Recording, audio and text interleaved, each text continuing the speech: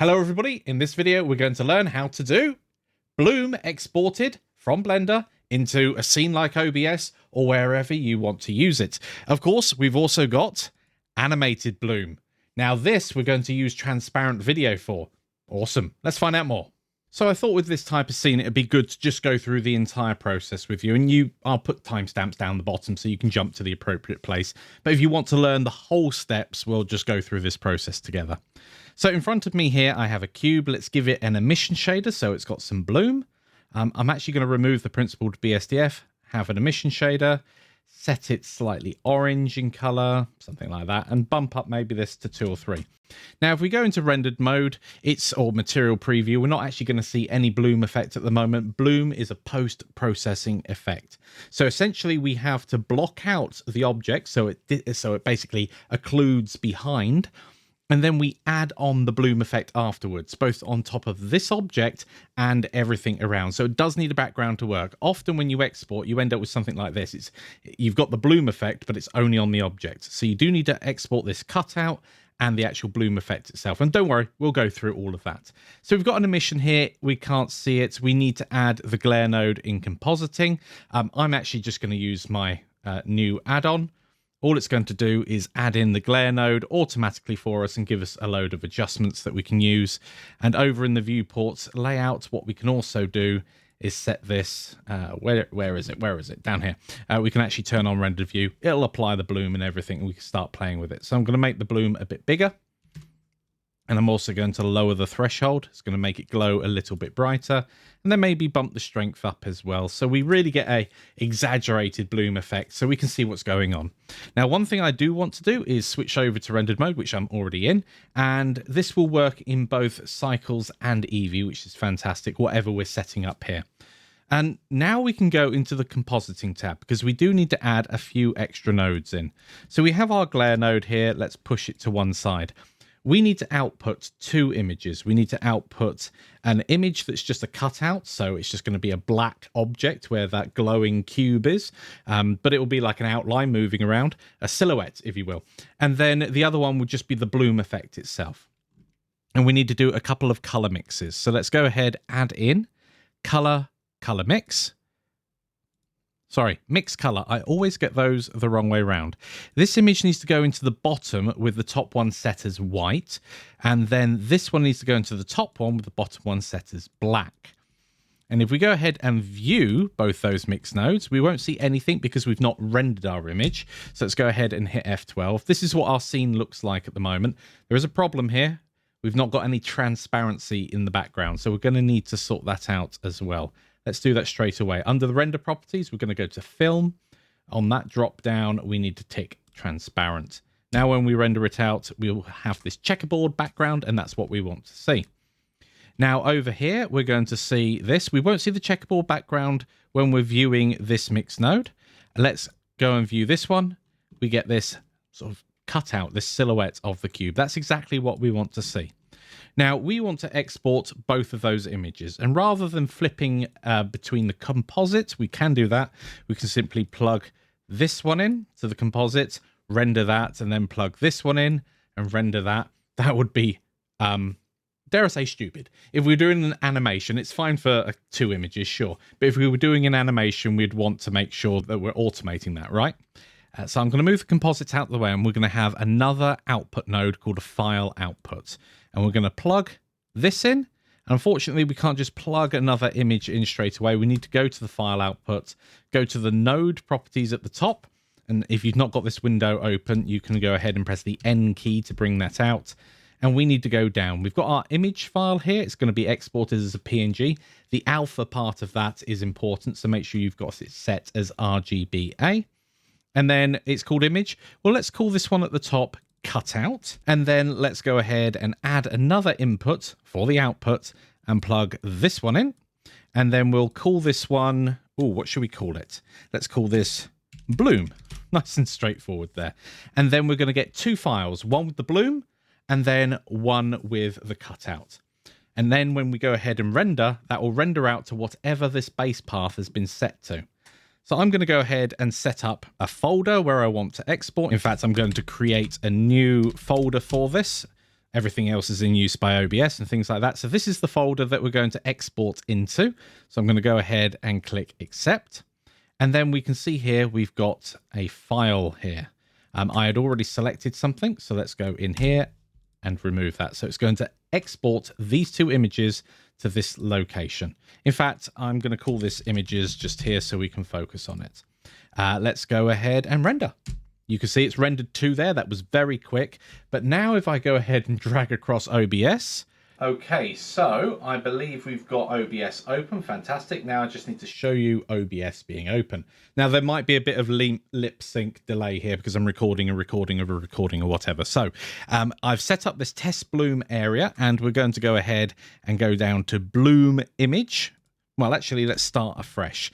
Now, I'm going to add in a group within OBS. Now, this could be your image editing software itself, just a folder, anything along those lines. Or if you're using Resolve or Premiere, this can quite easily be a group, or just think about it as layered tracks on top. So I'm going to create a group here called Bloom Image. Now that I've done that, we can add in our two images. So we go to plus, image, and we're going to call one Bloom. And let's go and find that. Excellent. I've already brought it up once. And then let's go ahead and add in another image, and this will be the cutout. And they will need to be in this order. The cutout needs to be below the bloom. That's going to be occluding whatever's behind first. So let's do the cutout, select it. And then we just need to do a tiny bit of resizing as well, so it fits the frame. This is optional. So now you can't see me. However, if I was to go ahead here and move both of these into the bloom group, like so, with the cutout being on the bottom, that's important.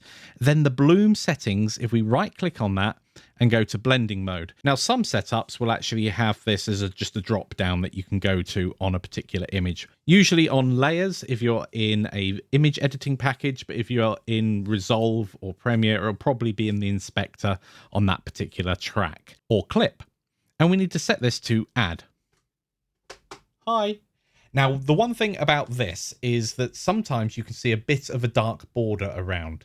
And this is just the way that add is working in this particular case.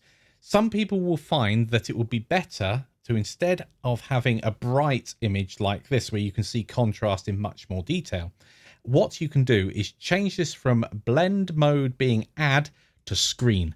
The moment we do that, we get a much smoother transition between the object that we've got there and the background. Okay, so what about this being animated? Well, let's go have a look at that. So we have a static image here at the moment. We need to export a video instead, or a series of images that we can combine. But since it's very easy to just export a load of images, we cannot use those load of images within OBS. So I actually want to go the full route and actually create a transparent video in Blender so you can follow along and just use Blender if you want to. Okay, so we've got this set up here. This is fine. We can come back to that later.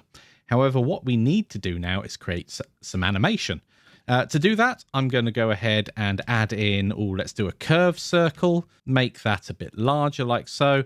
And then with the cube selected, I'm going to go down to the constraints. We're going to add a follow path and select our Bezier curve.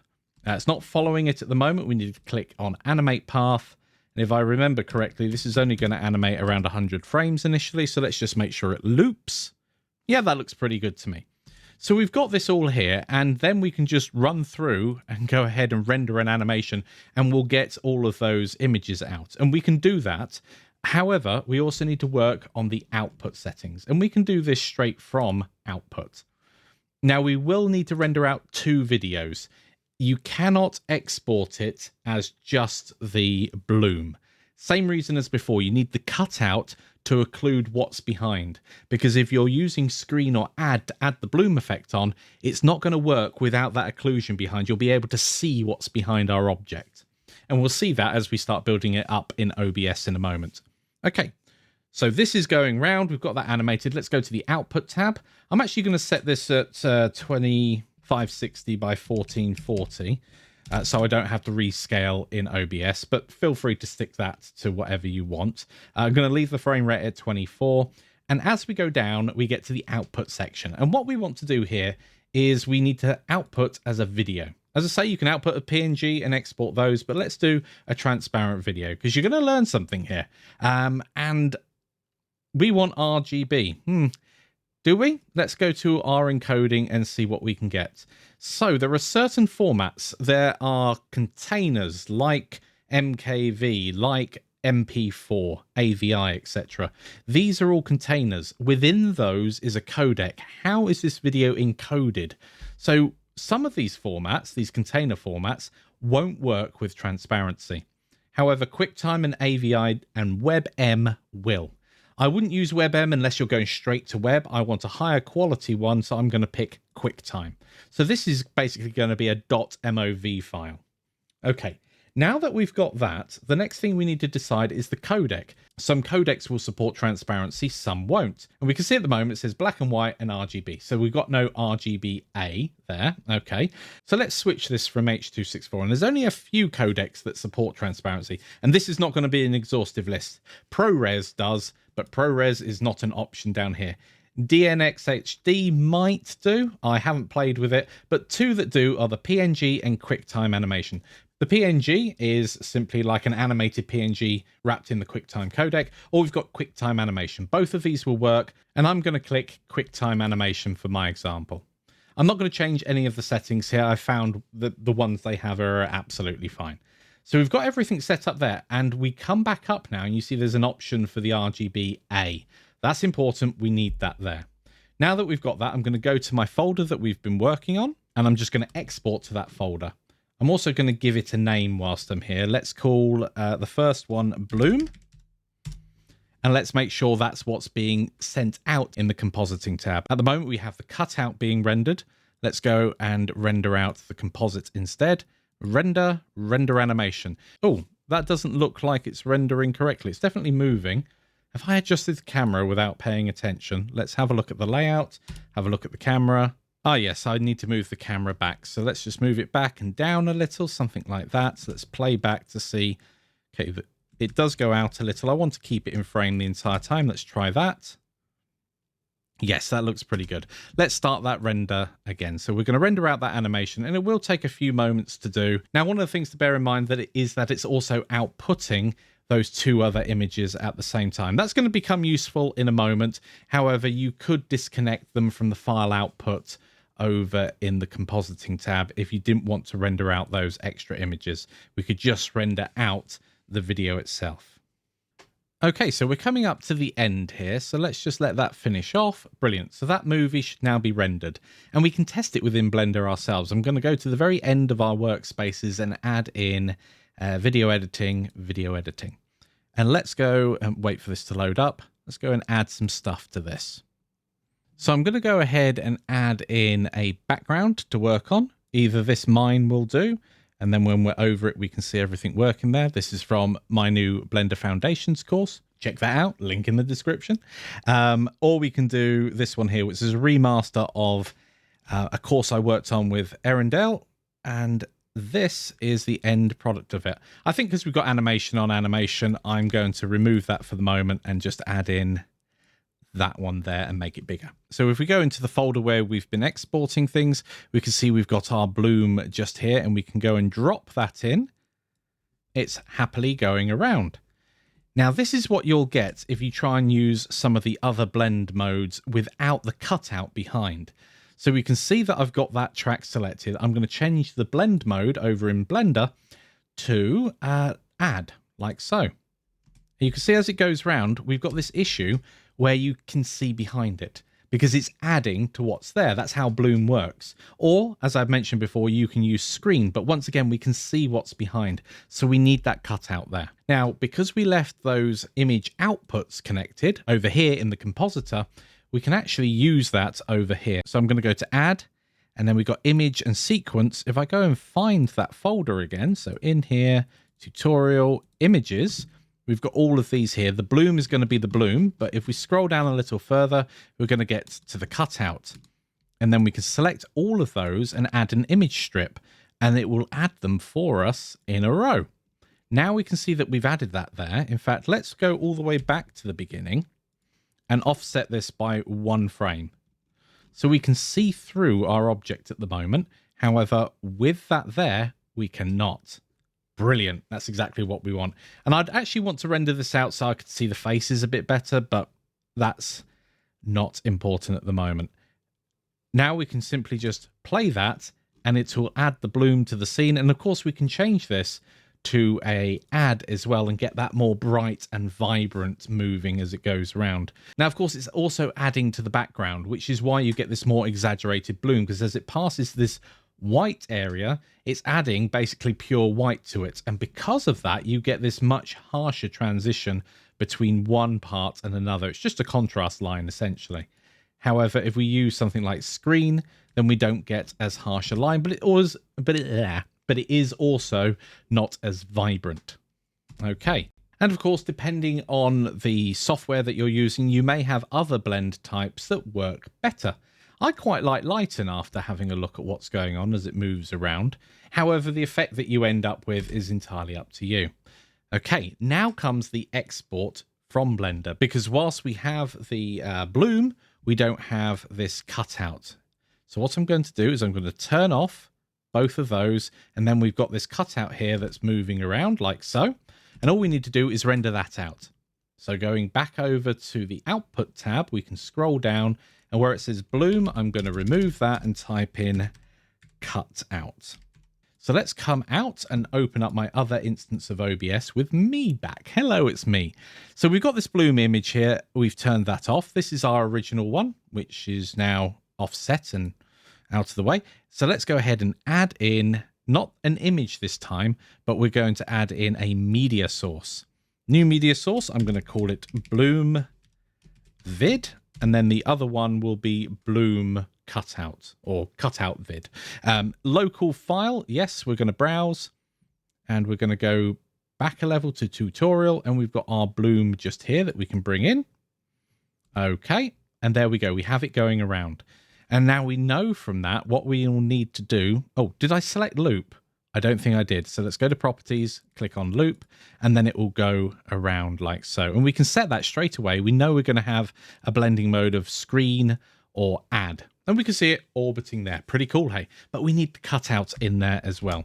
So I don't think that rendered out. Let's go back over into, which blend was it? It was this one here. I thought I clicked all the right things. I'm going to go render animation. There you go. I was surprised why I didn't see this, and that's because I didn't hit the right keys, obviously. Okay, that's finished. Now we should have a file that we can add. So let's go back to the OBS instance. Let's add in another media source. In this case, I'm going to call it, what did I say? Cutout vid. Okay, I'm going to make sure it's looping, browse. Now, all being well, we've now got the cutout vid there, and we're going to click OK. You see a problem here? Now, the issue for this is basically why I advised you add things to a group. So let's first of all create that group. Let's call it Bloom Video. And then let's add these two into that folder. Now, if we disable them, we can press play and they'll play back at the same time. Let's make sure they're in the right order with the cutout being at the bottom. And there we go. They're orbiting around and working as expected. Wow. Well, thank you for joining me today. I hope you've enjoyed it. I hope you found it useful. Do give the video a like. That does help spread and all that jazz. And yeah, thank you very much for joining me. I hope someone out there has found this useful. I've wanted to deal with this for years and I've only just really understood about image blending for some reason. Anyway, and I've got many other tutorials about Blender. So why don't you go and check out, where would it be? One of these videos here.